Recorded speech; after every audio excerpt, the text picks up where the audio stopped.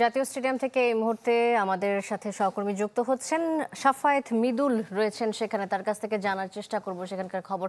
মৃদুল, কিছুক্ষণ পরে ম্যাচ শুরু হতে যাচ্ছে এবং টানটান উত্তেজনা ভারত এবং বাংলাদেশের ম্যাচটা ঘিরে। রাজনৈতিক উত্তেজনা কি আসলে খেলার মাঠেও গড়াচ্ছে কিনা, কি মনে হচ্ছে আপনার? বিসওয়াক্স আর ভিটামিন ই সমৃদ্ধ স্কোয়ারের ময়শ্চারাইজিং মেরি লিপ কেয়ার। এবার হাসুন প্রাণ খুলে। শান্ত যেমনটা বলছিলেন, আসলে রাজনৈতিক যে উত্তেজনা সেটা কিন্তু আসলে বাংলাদেশ এবং ভারত যখনই মুখোমুখি হয়, সেটা হোক ক্রিকেট কিংবা ফুটবল বা হকি, যে কোনো খেলাতেই কিন্তু একটা প্রতিদ্বন্দ্বিতা মুখর পরিবেশ তৈরি হয় এবং আজকেও তার ব্যতিক্রম নয়।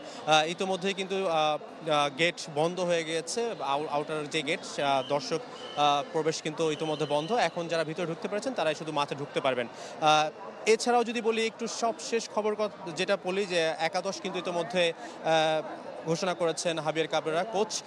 প্রথম একাদশে কিন্তু জামাল ভুঁইয়া নেই। তিনি কিন্তু বারবারই বলেন, প্রতিবারই, যে তিনি খেলতে চান, কিন্তু এবার কিন্তু একাদশে তিনি নেই। আমার সাথে আছেন আমার সহকর্মী ফয়জুল ইসলাম। আমি তার সাথে একটু জানতে চাইব যে ফয়জুল, একাদশটা আসলে কেমন হলো? এই একাদশ নিয়ে আসলে ভারতের সাথে কতটা প্রতিদ্বন্দ্বিতাপূর্ণ হবে? একাদশ আসলে বাংলাদেশের বর্তমান যে স্কোয়াড, সেই বিবেচনা করতে গেলে হাবিয়ার কাবরেরার যে অপশনটা ছিল বেস্ট 11 নামানো, সেটি তিনি করেছেন।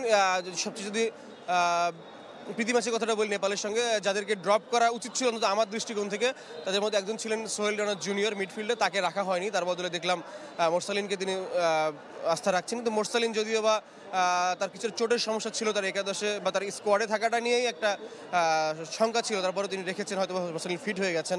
আর এছাড়া মিদুল মারার প্রতি একটু সবারই রয়েছে একটু বাড়তি দৃষ্টিকোণ, যে তিনি একটু মিসের মধ্যে আছেন কোনো একটা কারণে, তিনি হয়তো বা কনফিডেন্সটা ফিরেই পাচ্ছেন না। তারপরেও তার উপরে আস্থা রেখেছেন হয়তো বা হাবিয়ার কাবরেরা।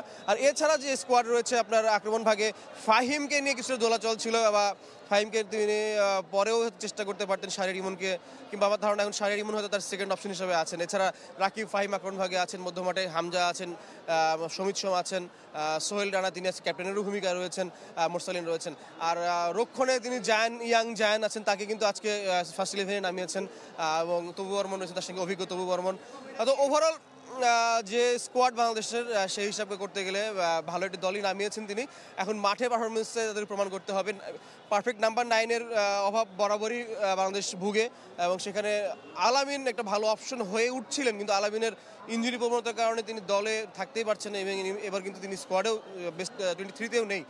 কিন্তু সেই অর্থে বারবার যে কথাটাই বলছি, যে আসলে বাংলাদেশ বর্তমান যে স্কোয়াড, সেই বিবেচনায় বেস্ট 11টাই তিনি নামিয়েছেন।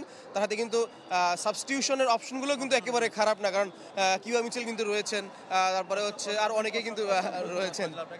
শান্ত যেমনটা শুনছিলেন, আসলে আমরা চেষ্টা করছিলাম যে এই একাদশ নিয়ে কতটুকু সম্ভব, কিন্তু আমাদের যদি মাঠের পারফরমেন্স বিবেচনা করি, সেই জায়গায় কিন্তু বাংলাদেশ আমার কাছে মনে হয়, বা আমাদের সহকর্মীর কাছে মনে হয়, যে এগিয়ে থাকবে। ধন্যবাদ মৃদুল, আপনাকে শুভকামনা রইল বাংলাদেশ দলের প্রতি। সাফায়েত মৃদুল আমাদের সাথে যুক্ত হয়েছিলেন।